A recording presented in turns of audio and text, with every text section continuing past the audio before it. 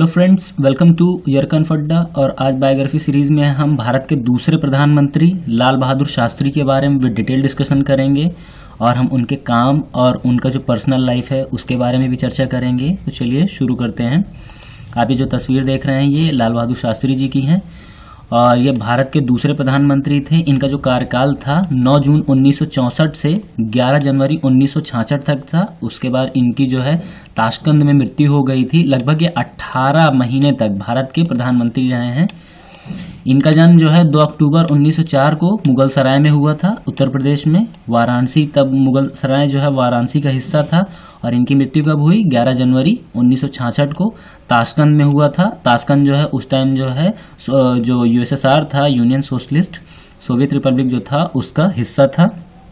अब उनके कुछ व्यक्तिगत जीवन के जो अनछुए पहलू हैं उनके बारे में हम देखेंगे।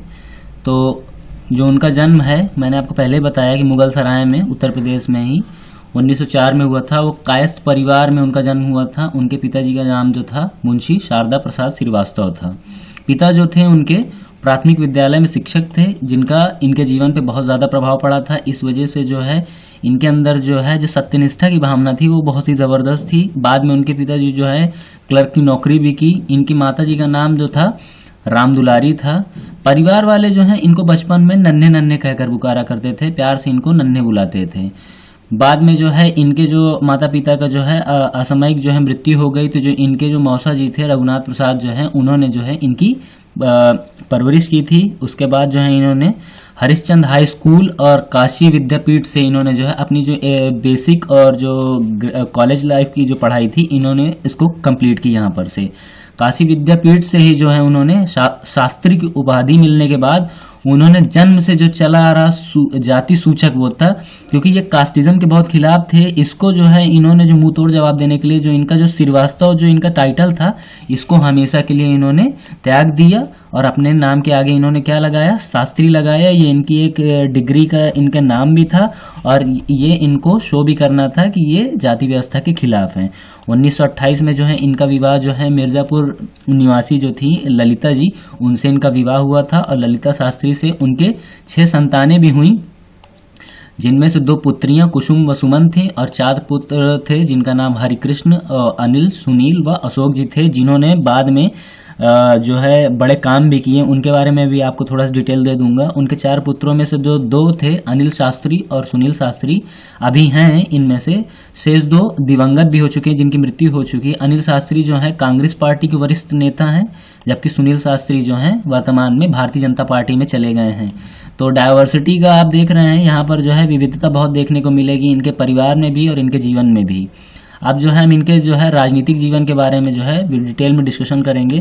तो वो हम देखते हैं 1921 में जो है 1921 में इन्होंने क्या किया कि असहयोग आंदोलन जो था, नॉन कोऑपरेशन मूवमेंट जो था, एनसीएम जिसे बोलते हैं, 1930 में इन्होंने उसमें पार्टिसिपेट किया और उसके बाद उसमें लंबे टाइम तक जुड़े रहे और यहाँ तक कि जेल जाने की भी नौबत हुई। लाठीचार्ज भी हुआ इनके ऊपर। दांडी मार्च में इन्होंने पार्टिसिपेट किया 1930 में। और 1942 में जो क्विट इंडिया मूवमेंट था उसमें इनका बहुत ही उल्लेखनीय योगदान था। भारत छोड़ो आंदोलन में इन्होंने जो है यहाँ तक भी लोगों को बोल दिया था कि अगर अब नौबत आए, ये गांधीयन फिलोसफर से प्रेरित थे, मतलब कि ये जो है गांधीवादी विचारधारा से प्रेरित थे। लेकिन इन्होंने 1942 में ये भी कह दिया था कि अब जो है जो ये अंग्रेजों का जो दमन है हमारे ऊपर वो इतना ज़्यादा हो गया कि अब पानी जो है नाक से ऊपर चला गया है। और अब हम ये करेंगे कि अगर अब हमें अंग्रेजों को मारना भी पड़ा, यानी कि अगर हमें हिंसा का भी सहारा लेना पड़ा, तो हम ये करेंगे। ठीक है। 9 अगस्त 1942 के दिन जो है शास्त्री जी ने इलाहाबाद पहुंचकर इस आंदोलन के गांधीवादी नारे को चतुराई पूर्वक बदल दिया कि डू और डाई। गांधी जी ने ये कहा था मरो या करो, तो उन्होंने क्या कहा? मरो नहीं मारो, कि डोंट डाई, कि मतलब कि मारो के लिए उन्होंने एक नारा दिया। कहीं ना कहीं उनको जो है हिंसा करने की उन्होंने बात की। पूरे 11 दिन तक जो है अंडरग्राउंड रहते हुए उन्होंने आंदोलन चलाने के लिए 19 अगस्त 1942 को शास्त्री जी को गिरफ्तार किया गया। राजनीतिक दिग्दर्शकों में जो है उनके पुरुषोत्तम दास टंडन, पंडित गोविंद बल्लभ पंत, जो कि उत्तर प्रदेश के पहले जो है चीफ मिनिस्टर भी रहे हैं। इसके अतिरिक्त जवाहरलाल नेहरू जो हैं इनके दिग्दर्शकों में से एक रहे हैं, लाल बहादुर शास्त्री जी के। सबसे पहले 1929 में इलाहाबाद आने के बाद उन्होंने टंडन जी के साथ जो है भारत सेवक संघ एक संस्था है उसकी जो पहली इकाई है उसको जो है इलाहाबाद में ही सचिव के रूप में काम करना शुरू किया था। नेहरू जी के मंत्रिमंडल में गृह मंत्री के प्रमुख पद तक जा पहुंचे, ये होम मिनिस्टर रहे हैं नेहरू जी के मंत्रिमंडल में। 1964 में देश के दूसरे प्रधानमंत्री बनाए गए और इनका जो है 18 माह का जो है कार्यकाल भी रहा।